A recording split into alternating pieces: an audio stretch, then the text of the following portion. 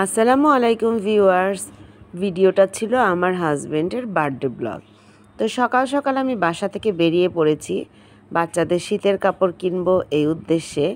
কেনাকাটা করার পরে আমি একটা কেক শপে গিয়ে আমার হাজব্যান্ডের যেহেতু বার্থডে ছিল ওর জন্য একটা কেক কিনে নিই। আর বাচ্চারা যেহেতু দুপুর হয়ে গিয়েছিল বাসায় আসলে কিছু খেতে চাইবে, আর ওদের জন্য কিছু সিঙ্গারা সমুচা নিই। আর কিছু ছিল না দোকানটাতে, সো পেস্ট্রি ছিল, পেস্ট্রি আর কি কিনবো, কেক তো কিনেছি। তো ওইগুলো নিয়ে ঝটপট বেরিয়ে পড়ছিলাম, কারণ দিনটা ছিল শনিবার, 16ই ডিসেম্বরের আগে ছিল, ব্লগটা আসলে দেয়া হয়নি। তো সব কিছু কিনে আমি ঝটপট বেরোনোর জন্য তার তড়িঘড়ি করছিলাম। বেরিয়েই দেখছি যে একটা অটো দাঁড়িয়ে আছে, সো আমি সেই অটোটায় উপরে বসে পড়লাম। এখন এই পতাকালাম আমার কাছ থেকে, আমিও কিছু পতাকা কিনলাম। আপনারা হয়তো ব্লগটা দেখেছেন, বাচ্চাদের নিয়ে আমি ছাদে পতাকা লাগিয়েছি। এই মামার থেকেই সে পতাকা কিনেছি। আমার কাছে আসলে 16ই ডিসেম্বরটা ভালো লাগে, পতাকা লাগাই বাচ্চাদের নিয়ে, ওরা একটু এনজয় করে। যে কোনো একটা দিবসে আমি মনে করি বাচ্চাদেরকে কিছু না কিছু শেখানো উচিত। যাই হোক, বাসায় আসার পর না আর ব্লগ করা হয়নি। এটা ছিল সন্ধ্যাবেলা, আমার হাজব্যান্ড একটা জরুরি কাজে বাইরে গিয়েছিল, তো ভেবেছি যে ঘরটাকে একটু সাজিয়ে ফেলি। কী আর সাজাবো, হ্যাপি বার্থডে লেখার প্ল্যাকার্ডটা দিয়ে একটু বেঁধে দিলাম পর্দার উপরে, আর কিছু বেলুন ফুলিয়ে নিয়েছিলাম। বেলুনগুলো আমার এই যে সেনাবাহিনীর দল, তাদের ইনস্ট্রাকশন অনুযায়ী আম্মা এখানে লাগাও ওখানে লাগাও, ওরা যেভাবে যেভাবে বলছিল আমি সেভাবে একটু লাগানোর চেষ্টা করছিলাম। মাশাল্লাহ বলবেন সবাই আমার পাখিদের জন্য। এই তো ছোটোখাটো একটু আনন্দ, একটু ফ্যামিলি নিয়ে একটু মজা করা, এই যা, কিছু তো আর ওইভাবে করা হয় না। তো ওরা বেলুন দিয়ে ঘর সাজাতে গিয়ে খুবই ক্ষুধার্ত হয়ে গিয়েছে।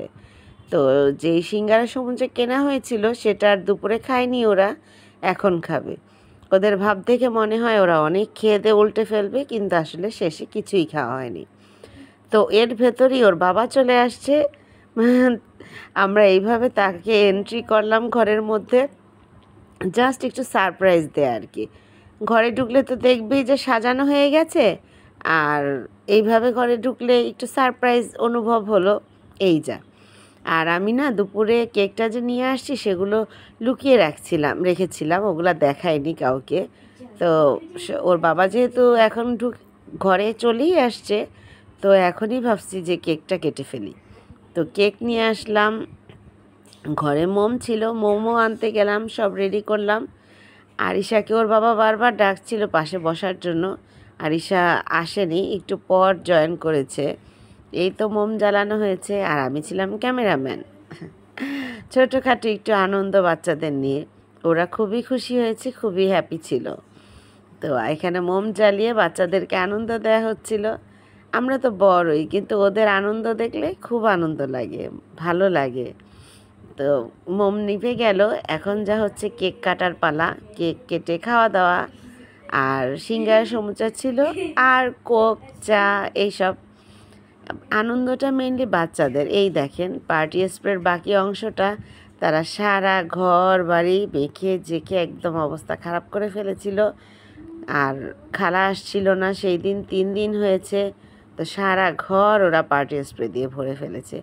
কী আর করব, বাচ্চা মানুষ, ওরা তো একটু আনন্দ করবেই। আর ওরা আনন্দ না করলে কি ভালো লাগে বলেন? ঘর বাড়ি তো একটু নোংরা হবেই, ওদেরকে আর বাধা কেন দিব? একটু নোংরা হোক না, নোংরাতে যদি একটু মজা থাকে, আনন্দ থাকে, তো হোক নোংরা।